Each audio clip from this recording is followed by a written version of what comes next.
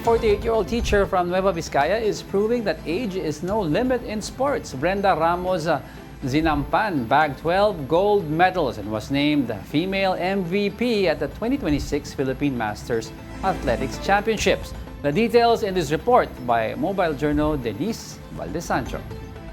At 48 years old, Brenda Ramos Zinampan continues to defy expectations, proving that age is no barrier in sports. The teacher from Nueva Vizcaya dominated the 2026 Philippine Masters Athletics Championships, winning 12 gold medals and claiming the Female MVP award among more than 500 participants. So, overwhelming, ma'am. Hanggang ngayon, hindi pa nagsisink in sa akin yung award na yan. Masaya po.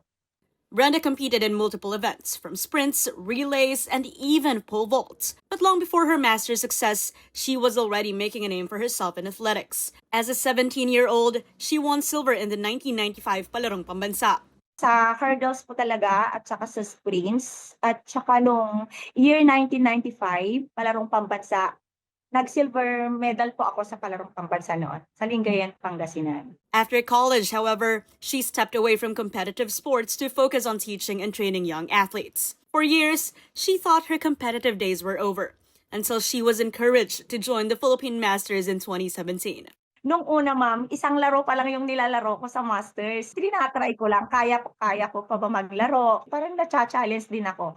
Uy, nanalo naman po ako, ma'am, sa kategory ko. Uy, nag-umpisa. She has never looked back. Despite her busy schedule as a high school teacher, she continues to stay active, balancing training, family life, and school responsibilities. This year, while preparing for future Masters competitions, she remains committed to her message of fitness, health, and perseverance with a goal in mind. Makapaglaro ng free from injury, then ibigay yung best, ma'am. Yun yung number one. Yung mag-enjoy kami sa ginagawa namin. Kasi hindi po naman lahat nasa age namin to is okay pa na tumakbo. So, ina-enjoy lang po namin yung moment. Mobile journalist Denise Valdesancho, we are One News.